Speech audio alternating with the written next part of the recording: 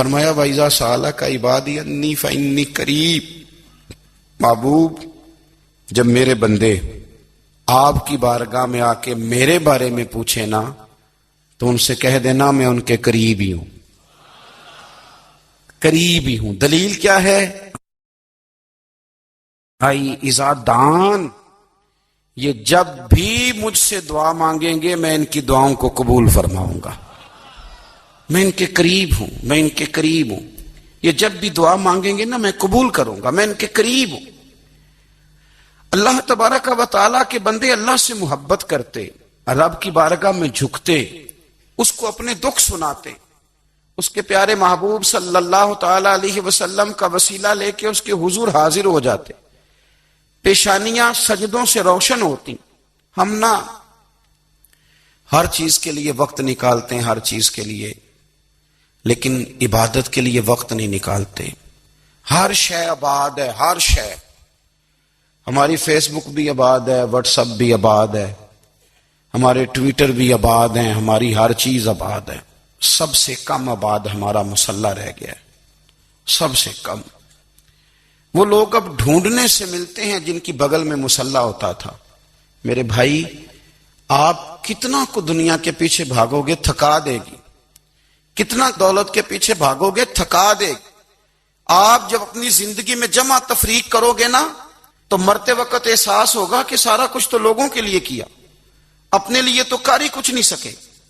اور ہم عبادت کے معاملے میں بہانے بازی بھی کرتے ہیں۔ ہم کہتے ہیں اوہو رزق کمانا بھی تو عبادت ہی ہے نا، تو میں حلال روزی کے لیے جا رہا ہوں، یہ بھی تو عبادت ہے نا۔ میری طرح کے لوگ کہہ دیتے ہیں کہ میں سویرے اٹھ کے مدرسے میں کچھ اسباق دیکھتا ہوں تو یہ بھی تو عبادت ہے، میں بیان کرنے کے لیے مطالعہ کرتا ہوں تو یہ بھی تو عبادت ہے نا، اتنے لمبے سفر کر کے ملک میں دنیا میں گھومتا ہوں تو یہ بھی تو میں عبادت ہی کر رہا ہوں۔ اب اسپیشل نفلوں کے لیے وقت کس نہ نکلے، اسپیشل کر کے تسبیح میں کیسے چلاؤں، میں سارا کچھ ہم بہانے بنا لیتے ہیں نا۔ میرا سوال یہ ہے کہ یہ ساری باتیں صحابہ کو، نبی کریم کو، دیگر لوگوں کو بھی تو پتہ تھی نا، لیکن آپ غور تو کریں، 23 سال حضور کو وقت ملا، مختصر وقت ظاہراً تبلیغ کرنے کے لیے، پوری دنیا میں دین بھی پھیلانا ہے۔ گھر میں 11 ازواج ہے، 4 بیٹیاں ہیں، ان کی اولادیں، سارے کام کاج بھی دیکھنے ہیں، لیکن سیدہ طیبہ طاہرہ حضرت عائشہ صدیقہ رضی اللہ تعالیٰ عنہ فرماتی ہیں سارا دن تبلیغ کرتے، ہر غلام کے دکھ سنتے، گھر میں آتے تو اپنے گھر والوں کا خیال کرتے، کام میں ہمارا ہاتھ بٹاتے۔ قربان جاؤں، کہتی ہیں زمانہ سارا سو جاتا لیکن آمنہ کے لال مصلی بچھا لیتے۔ دنیا سو گئی، ساری سب سو گئے، جو خدام تھے، وہ جو غلام تھے وہ سو گئے۔ صحیح مسلم میں لفظ ملیں گے، سیدہ پاک فرماتی ہیں او میرے نبی کے غلاموں، میں نے یہ رنگ بھی دیکھا ہے کہ حضور نے اتنا کھڑے رہے، اتنا قیام کیا، اتنا قیام کیا کہ مقدس پیروں میں ورم آ گئے، سوج گئے پیر، اتنے بڑے۔ دل پہ ہاتھ رکھ کے نہیں بتا سکتا کہ میرے کبھی نماز میں پیر سوج گئے ہوں۔ اپنی روحانی زندگی، اپنی عبادات، اپنے وظائف، اپنے روزمرہ کے معاملات، اپنی دعائیں، اپنا استغفار، دیکھو کوئی مشکل کام تو نہیں، 2 رکوع ہیں سورہ واقعہ کے، اگر رات کو پڑھ لی جائے تو۔ میں کس طرح یہ بات بیان کروں کہ تعویذ بانٹنا آسان ہے اور وظیفہ بتانا مشکل ہے۔ سارا دن تعویذ بانٹیں تو لوگ لینے کو تیار ہیں، اور اگر آپ وظیفہ بتائیں تو کہتے ہیں تو مشکل کام ہے۔ او خدا کے بندے، اگر آپ کا تعلق قرآن پاک کے ساتھ مضبوط ہو، قرآن پاک کے ساتھ اگر آپ کا رشتہ ہو، لوگ سفارشیں ڈھونڈتے ہیں نا دنیا میں، کوئی تعلق مل جائے تو میرا کام ہو جائے۔ دنیا میں اتنا مشکل معاملہ ہے، آخرت میں مجھے بتائیے گا کتنا مشکل معاملہ ہوگا۔ میرے نبی پاک صلی اللہ تعالی علیہ وسلم نے فرمایا جو لوگ سورہ ملک پڑھا کرتے تھے نا، سورہ ملک، یہ سورت ملک قیامت میں ان کی سفارش کرے گی، اور اس طرح کرے گی کہ کہے گی اے اللہ یہاں اس بندے کو جنت میں داخل کر دے یا مجھے قرآن پاک سے علیحدہ کر دے۔ تو رب فرمائے گا جا اس کا دامن تھام کے اسے جنت تک پہنچایا۔ آپ بات کو سمجھیں، جب آپ کے تعلقات اپنے معاملات کے ساتھ مضبوط ہوں گے، یہ نبی کریم نے وعدہ کیا ہے کہ تو سورت واقعہ پڑھ، تیرے گھر میں فاقہ نہیں آئے گا، حضرت عبداللہ ابن مسعود رضی اللہ تعالیٰ عنہ بیمار تھے تو حضرت عثمان غنی رضی اللہ تعالیٰ عنہ تیمارداری کے لیے تشریف لے گئے اور جا کر کے کہا کہ آپ بڑے بیمار ہیں، آپ کی بیٹیاں زیادہ ہیں، میں چاہتا ہوں کہ خزانے میں سے کچھ مدد کروں۔ تو سیدنا عبداللہ ابن مسعود رضی اللہ تعالیٰ عنہ اٹھ کے بیٹھ گئے اور کہنے لگے امیر المومنین، اللہ آپ کو میری طرف سے، میری بیٹیوں کی طرف سے بہتر صلہ دے، میری بیٹیوں کو کسی خزانے کی ضرورت نہیں، میں نے انہیں خزانہ دے دیا ہے۔ کہا جناب آپ نے کون سا خزانہ دیا ہے، میں آپ کے مالی معاملات کو جانتا ہوں۔ تو فرمانے لگے امیر المومنین، میرے نبی کریم نے فرمایا ہے جو سورت واقعہ پڑھے اسے کبھی فاقہ نہیں آتا، میں نے بیٹیوں کو یاد کرا دی ہے، یہ خزانہ میں نے انہیں دے دیا ہے۔ وہ سارے والدین سنیں جو بیٹیوں کے لیے پریشان رہتے ہیں۔ حضرت عبداللہ ابن مسعود نصیحت کر رہے ہیں، فرمانے لگے میں نے سورت واقعہ یاد بھی کرا دی ہے، پڑھنے کی عادت بھی ڈال دی ہے۔ حضور نے فرمایا ہے جو سورت واقعہ پڑھے اسے فاقہ نہیں آتا۔ کہنے لگے چاند تو اپنی جگہ چھوڑ سکتا ہے، سورج گر سکتا ہے، تارے ٹوٹ سکتے ہیں، پر مدینے والے رسول کی بات غلط نہیں ہو سکتی۔ حضور نے فرمایا فاقہ نہیں آئے گا تو انشاءاللہ کبھی بھی نہیں آئے گا۔ کرنے کا کام یہ ہے کہ ہم اپنے معاملات، اپنی عبادات، اپنی دعائیں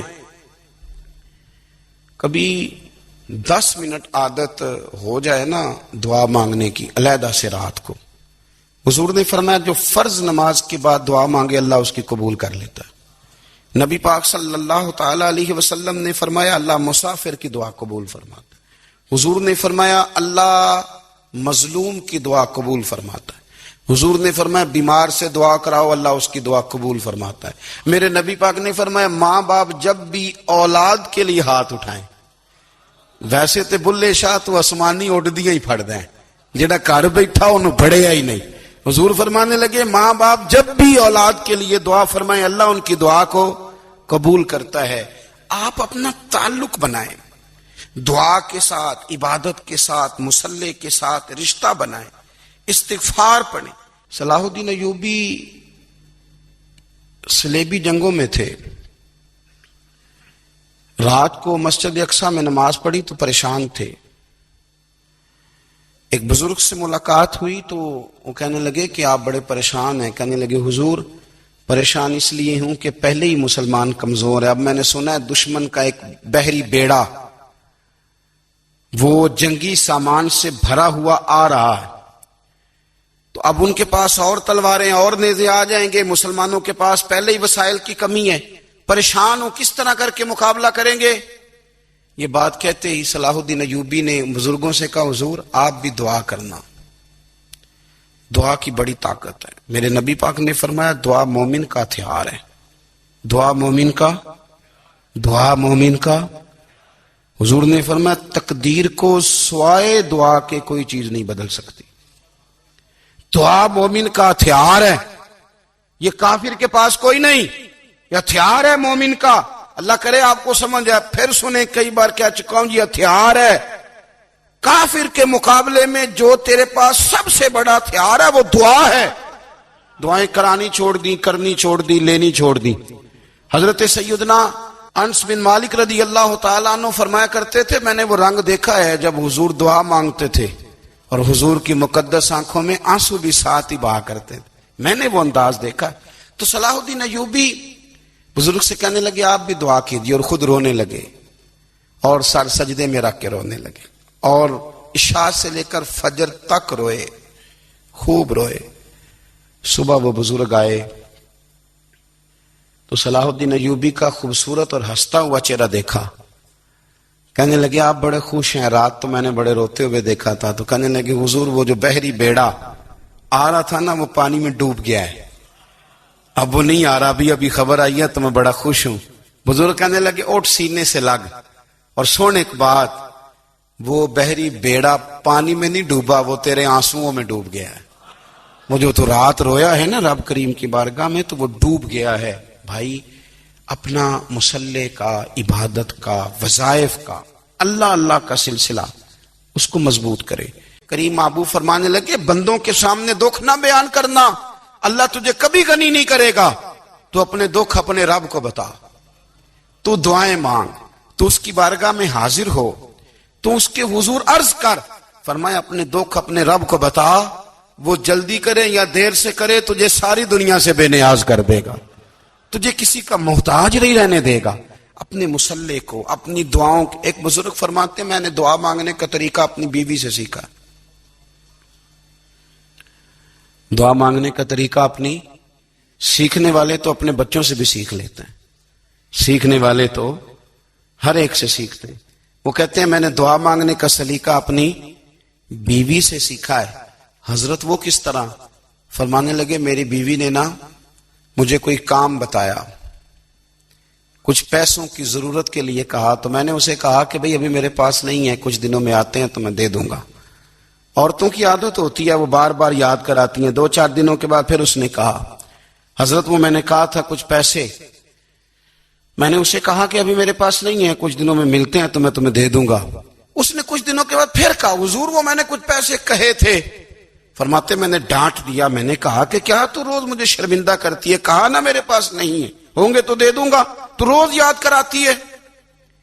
فرماتے ہیں اس نے پہلے تو میری ڈانٹ کو سہا، پھر میرے سخت جملوں نے اس کی آنکھوں میں آنسو پیدا کر دیے، پھر اس نے اپنے آنچل میں اپنے اس دکھ کو سمیٹا، اور پھر اس نے ایک جملہ کہا تو میں رو پڑا، اور مجھے اپنے رب سے مانگنے کا طریقہ آ گیا۔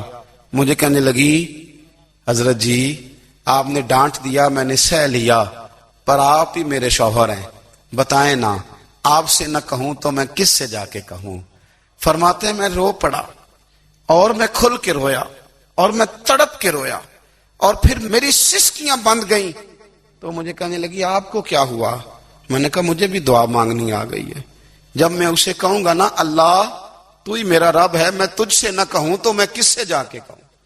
میں کیوں کسی بندے سے سوال کروں؟ میں کیوں کسی دنیا دار سے کہوں؟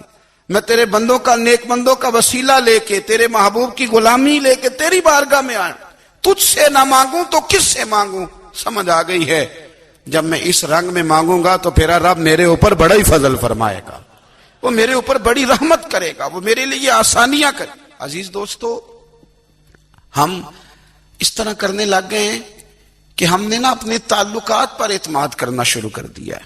میرے تعلقات بہت ہیں، ہم نے اپنی دولت پر اعتماد کرنا شروع کر دیا ہے، میرے پاس دولت بہت ہے، ہم نے اپنے علم پر، اپنی شہرت پر اعتماد کرنا شروع کر دیا ہے کہ میرے پاس فلاں چیز بہت ہے۔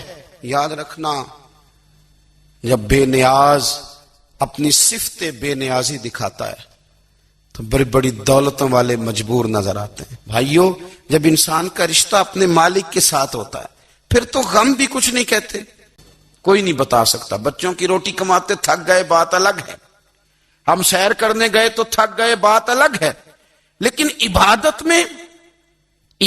میں یہ بھی تو مسلم شریف ہے نا، یہ بھی تو دین ہے نا، یہ بھی تو حضور کی سنت ہے، یہ بھی تو وہ چیز ہے جو کریم کی آنکھوں کی ٹھنڈک ہے۔ سیدہ فرماتی ہیں پیروں میں ورم آ گئے اور ساری رات ہی حضور نے نماز پڑھی اور ایک ہی آیت بار بار دہرائی۔ مسجد نبوی میں بلال حبشی نے فجر کی اذان دے دی اور حضور ابھی مصلی پہ تھے، کریم فارغ ہوئے، میں نے عرض کی یا رسول اللہ صلی اللہ علیہ وسلم آپ کے تو صدقے اللہ اگلے پچھلوں کے گناہ معاف کرے گا، تو آپ اتنی آہوزاری کیوں فرماتے ہیں؟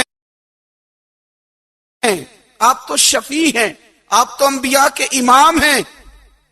تو حضور نے فرمایا عائشہ تم نے گنوایا ہے نا میرے اللہ کی مجھ پر کتنی رحمت ہے، افلا اکون عبدا شکورا، فرمایا اگر اس نے اتنی نعمتیں دی ہیں تو کیا میں اس کا شکر گزار بندہ نہ بنوں؟ میں شکر گزار بندہ نہ بنوں اس کا؟ پھر اگر اتنی نعمتیں اس نے دی ہیں، مجھے اتنا نوازا ہے، تو پھر میں اس کے سامنے سجدے نہ کروں؟ او میرے بھائی بڑے قابل فخر لوگ ہیں ہم کہ ہم نبی پاک کے غلام ہیں، ہم قابل فخر ہیں کہ نبی کریم کے غلام ہیں۔ کیا کبھی اس غلامی کے شکرانے میں بھی 2 نفل پڑھے کہ یا اللہ تیرا شکر ہے تو نے ہمیں حضور کا غلام بنایا ہے؟ یاد رکھیں کہ اپنی روحانی زندگی کو آباد کریں، استغفار پڑھیں، تسبیحات کریں۔ حضرت عبداللہ ابن عمر رضی اللہ تعالیٰ عنہ حضرت عمر کے صاحبزادے ہیں، مکہ مکرمہ میں ان کی قبر ہے۔ میں نے جب انہیں پڑھا تو مجھے ان سے بڑا پیار ہو گیا، لیکن آپ کو پتہ ہے وہاں جا کے کسی شخص کا مزار تلاش کرنا یا پوچھنا ایک مشکل کام ہوتا ہے۔ تو ایک دفعہ میں مکہ شریف میں حاضر تھا، تو ایک گاڑی والا ڈرائیور مجھے کہنے لگا کہ مولانا میں آپ کو جانتا ہوں، مجھے آپ سے محبت ہے، ایک بات بتاؤں آپ کو؟ میں نے کہا بتاؤ۔ کہنے لگے حضرت عبداللہ ابن عمر کی قبر دیکھنی ہے۔ میں نے کہا یہ تو نہیں کہہ رہا، یہ کسی نے بندوبست کرایا ہے، یہ اللہ نے تیرے دل میں بات ڈالی ہے، یہ ہو گیا تو لے چل مجھے۔ حضرت عبداللہ ابن عمر کو نبی پاک نے فرمایا تھا راجل صالح، یہ نیک بندہ ہے، یہ متقی آدمی۔ حضرت عبداللہ ابن عمر رضی اللہ تعالیٰ عنہ سیدنا فاروق اعظم رضی اللہ تعالیٰ عنہ کے صاحبزادے ہیں، اور ان کی ہمشیرہ سیدہ حفصہ رضی اللہ تعالیٰ عنہ حضور کی زوجہ محترمہ ہیں۔ ایک دن اپنی ہمشیرہ سے کہنے لگے کہ نبی کریم صلی اللہ تعالیٰ علیہ وسلم گھر میں آئے نا، اور اگر حضور غم امت میں پریشان نہ ہوں، طبیعت کو حشاش بشاش دیکھو، تو ذرا پوچھنا تو صحیح حضور کا میرے بارے میں کیا خیال ہے، پوچھنا تو صحیح کہ کریم کی بارگاہ میں میرا کیا مقام ہے، میرے بارے میں حضور کیا فرماتے ہیں۔ اب بہن کو کام بتائے، اور بتائے بھی بھائی، اور پھر بہن وہ کام نہ کرے، یہ تاریخ میں ہوتا نہیں۔ حضرت عمر فاروق رضی اللہ تعالیٰ عنہ کی صاحبزادی ام المومنین رضی اللہ تعالیٰ عنہ فرماتی ہیں کہ میں تو بس منتظر تھی، انہوں نے تو کہا تھا نا کہ اگر تم حشاش بشاش دیکھو تو بات کرنا، لیکن حضور تشریف لائے، میری باری تھی، میرے گھر تشریف لائے، کھانا پیش کیا تو فوراً میں نے عرض کی حضور ایک بات پوچھنی تھی۔ تو حضور نے فرمایا پوچھئے۔ میں نے عرض کی حضور میرے بھائی عبداللہ ابن عمر کے بارے میں آپ کا کیا خیال ہے؟ نوجوانوں میری بات پہ غور کرنا، میرے بھائی کے بارے میں آپ کا کیا خیال ہے؟ تو نبی کریم صلی اللہ تعالی علیہ وآلہ وسلم نے میری طرف دیکھا، اور پھر حضور زیر لب تھوڑا مسکرائے، اور بریلی کے امام کہتے ہیں کہ حضور مسکرا دیتے تھے نا تو جو بڑا دکھی ہوتا تھا وہ بھی ہنس پڑتا تھا۔ اب سوال پیدا ہوتا تھا کہ پھر تو اس مسکراہٹ کے لیے انتظار کرنا پڑتا ہوگا کئی مہینے کہ حضور مسکرائیں تو رونے والے ہنسیں، تو اعلیٰ حضرت فرماتے نہیں، انتظار نہیں کرنا پڑتا، یہ مسکراتے رہنا تو حضور کی عادت ہے۔ جس کی تسکین سے روتے ہوئے ہنس پڑے، اس تبسم کی عادت پہ لاکھوں سلام۔ یعنی یہ تو عادت ہے حضور کی مسکراتے رہنا، اس کے لیے انتظار نہیں کرنا پڑتا۔ بھائیو آپ خیال رکھیں گے، غور کریں گے، حضرت عبداللہ ابن عمر رضی اللہ تعالیٰ عنہ کے بارے میں پوچھا تو سیدہ فرماتی ہیں کہ نبی کریم صلی اللہ تعالی علیہ وسلم نہ زیر لب مسکرائے اور فرمایا حفصہ تیرا بھائی ہے تو اچھا، لیکن میں نے سنا ہے کہ عشاء کی نماز پڑھتا ہے تو فجر تک سویا ہی رہتا ہے۔ او نوجوانوں، 10 بجے تک سونے کی بات نہیں ہوئی، 9 بجے تک سونے کی بات نہیں ہوئی، 11 بجے اٹھنے کی بات نہیں۔ حضور فرمانے لگے میں نے سنا ہے کہ عشاء کی نماز پڑھ کے سو جاتا ہے اور فجر تک سویا ہی رہتا ہے، اسے چاہیے کہ تہجد کے وقت اٹھا کرے، اللہ کی بارگاہ میں حاضر ہوا کرے، آہوزاری کرے، سجدے کرے، عبادت کرے، اٹھتا ہے اور فجر میں جا کے اٹھتا ہے۔ حضرت جناب حفصہ رضی اللہ تعالیٰ عنہ کہتی ہے میں نے جناب عبداللہ ابن عمر کو پیغام دیا اور میں نے کہا میرے جوان بھائی سن، نبی پاک نے فرمایا ہے تو اچھا پر تہجد میں نہیں اٹھتا، نفل نہیں پڑھتا۔ او میری ملت کے جوانوں، مزہ نہیں آ جاتا جب ساری دنیا سوئی ہو، ساری دنیا، اور بستر بھی گرم ہو اور نیند بھی پورا غلبہ کر رہی ہو، اور اچانک گھنٹی بجے دماغ میں، آنکھ کھلے، گھڑی پہ نظر پڑے، 3:30 4 بجے کا پیغام گھڑی بتائے، اور کوئی چڑھتی جوانی والا اٹھ کے وضو کرے، اور جب وہ مصلی کھول کے بچھائے تو مدینے والے محبوب کہتے ہیں کہ ہر نماز پہ رب ثواب دیتا ہے، اور جو اٹھ کے تہجد کی نماز پڑھے اسے دیکھ کے تو رب مسکراتا ہے، جو اس کی شان کے لائق ہے، جو اس کی شان کے لائق، وہ مسکراتا ہے، خوش ہوتا ہے کہ میرا بندہ تہجد میں اٹھ گیا، وہ مسکراتا ہے۔ کاش ہماری صبحیں کبھی اپنے مالک کے نام ہو جائیں، کاش کے صبح۔ حضرت ابو الحسن رحمت اللہ تعالی علیہ حضرت معاذ ابن جبل رضی اللہ تعالیٰ عنہ کے پاس بیٹھا کرتے تھے، فرماتے ہیں ان سے جو پیار بڑھا تو پھر میرا مصلی سے بھی بڑھ گیا۔ تابعی ہیں، فرماتے ہیں صحابی رسول سے محبت ہوئی تو ذکر سے بھی ہو گئی، پھر درود شریف سے بھی ہو گئی، محبت ان سے بڑی تو پھر اللہ نے مسجد کا پیار بھی بڑھا دیا۔ آپ فرماتے ہیں کہ میری ہر وقت طبیعت چاہتی تھی کہ بس اللہ اللہ کروں، بس اللہ اللہ کروں، بس نہ میں ذرا تھوڑی جان چھڑاؤں لوگوں سے، کوئی 10 منٹ ملے تو میں کچھ 4 نفل پڑھ لوں، میں تھوڑا سا نہ بچوں لوگوں سے، اور مجھے تسبیح ملے تو میں نہ کچھ 400-500 دفعہ استغفار پڑھوں، سبحان اللہ، الحمدللہ، اللہ اکبر، لا حول ولا قوت الا باللہ، میں نہ تسبیحات پڑھوں۔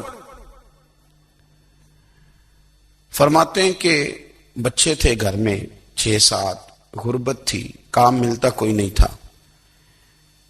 اور میں کام چور نہیں تھا، کام ڈھونڈتا تھا، پر اللہ کی قدرت کے کام نہیں ملتا تھا۔ فرماتے ہیں کہ میں نے ایک دن اپنی اہلیہ سے کہا کہ آج میں پھر جاتا ہوں کام ڈھونڈنے، تو میری بیوی بڑی فرما بردار تھی، پر اس دن نہ غربت کے ہاتھوں تنگ آ کے کہنے لگی، آج نانا کوئی تو چیز لے کے آیا، تو مجھ سے بچوں کی بھوک نہیں دیکھی جاتی، یہ سب روگاں دا روگ محمد جس دا نام غریبی، کنڈ بلا کے لنگ جاندے نہیں دوست یار قریبی، آج نہ کچھ لے کے آیا تو میں بچے لے کے چلی جاؤں گی۔ شیخ فرماتے ہیں کہ میں بڑا پریشان گھر سے نکلا، پر میں نے صبح سے لے کے زور تک کام ڈھونڈا، کام ملا کوئی نہیں، تو میرے دل میں خیال آیا چلو کام نہیں ملتا تو اللہ اللہ تو کرے نا، چلو بندوں کی مزدوری نہیں ملتی تو رب کریم کی عبادت ہی کرتے ہیں۔ فرماتے ہیں کہ میں نے نا فرات کے پانی سے وضو کیا، نہر کے، شدید دھوپ تھی، ساتھ ریت تھی اور ریت تپ رہی تھی، میں نے اپنا رومال وہیں مصلی کے طور پر بچھا لیا، اور فرماتے ہیں کہ زور سے لے کر عصر تک نماز پڑھی، دھوپ بھی پورے زور پہ، پر میرے سجدے کا ذوق بھی پورے زور پہ۔ فرماتے ہیں سورج بھی چمک رہا ہے اور رب کی عبادت کا ذوق بھی پورے زور پہ، میں سجدہ کروں تو پھر میرا اٹھانے کو جی نہ چاہے۔ میرے استاد لکھا کرتے تھے، یہ ان کا شعر ہے، وہ کہا کرتے تھے مجھے سوز دے، مجھے ساز دے، اور مجھے نیم شب کا نیاز دے، دم سجدہ خود کو میں توڑ دوں، مجھے ایسا ذوق نماز دے، اور میں تیری بہار کا پھول ہوں، میں کھلا بھی ہوں تو تیرے لیے، مجھے میری شاخ سے توڑ لے، مجھے اپنی زلف کا ناز دے۔ بھائی فرماتے ہیں کہ عصر تک میں نے نفل پڑھے، دل ڈھلنے لگا، عصر کی نماز پڑھی اور میں وہاں سے چلا۔ اب میں جب نکلنے لگا تو دل میں خیال آیا کہ چھوٹی چھوٹی دیواریں ہیں گھر کی، بغیر کچھ لیے جاؤں گا تو بیوی دور سے دیکھے گی تو شور کرے گی کہ پھر خالی ہاتھ آ گیا ہے۔ کہتے میں نے اپنے اسی رومال میں جس پہ میں نے نماز پڑھی تھی نا، رومال میں کی آخی دے پنجابی جسافہ، کہتے ہیں اسی میں نا میں نے کچھ ریت بھر لی کہ وہ دور سے دیکھے گی تو سمجھے گی کچھ لے کے آیا ہے، چلو جا کے اسے بتا دوں گا کہ آج پھر مزدوری نہیں ملی۔ کہتے ہیں وہ ریت لے کر جب میں گھر میں گیا تو پہلے بیوی دروازے پہ کھڑی ہوتی تھی، پوچھتی تھی خالی ہاتھ آ گئے ہو؟ آج میں نے دیکھا تو ہے ہی کوئی نہیں۔ فرماتے ہیں میں اندر داخل ہوا، سلام لیے، کونے میں نے وہ رومال رکھ دیا اور میں نے آواز دی کہ بھلی مانس کہاں ہو؟ تو وہ کہنے لگی آپ منہ ہاتھ دھو لیں، میں روٹی لے کے آئی۔ میں نے کہا روٹی کہاں سے آ گئی؟ یہاں تو کئی دنوں کے فاقے ہیں، تو کئی دنوں کی غربت ہے، یہاں تو اس گھر میں تو فقیری ہے۔ فرماتے ہیں کہ وہ روٹی لے کے آئی اور اس وقت کی جو موجودہ نعمتیں تھیں، سمجھ لیں سلاد، اچار، ہر چیز ساتھ لائی۔ میں نے کہا کہ بچے کہاں گئے؟ کہنے لگی وہ کھانا کھا کے کھیلنے گئے، آپ کھانا کھا لیں آ جاتے۔ کھانا اس نے چن دیا۔ میں نے حیرت انگیز لہجے میں ساری نعمتیں اپنے دسترخوان پہ دیکھ کر کے بیوی سے پوچھا یہ کہاں سے آیا کھانا؟ بچوں کو تو نے کہاں سے کھانا کھلایا؟ یہ سارا کچھ کیسا ہے؟ تو کہنے لگی پتہ نہیں آج آپ کس کریم کی مزدوری کرنے چلے گئے تھے، پتہ نہیں کس کریم کی، میرے گھر میں تو اتنی نعمتیں آئی ہیں کہ مجھ سے سنبھالی نہیں جا رہی۔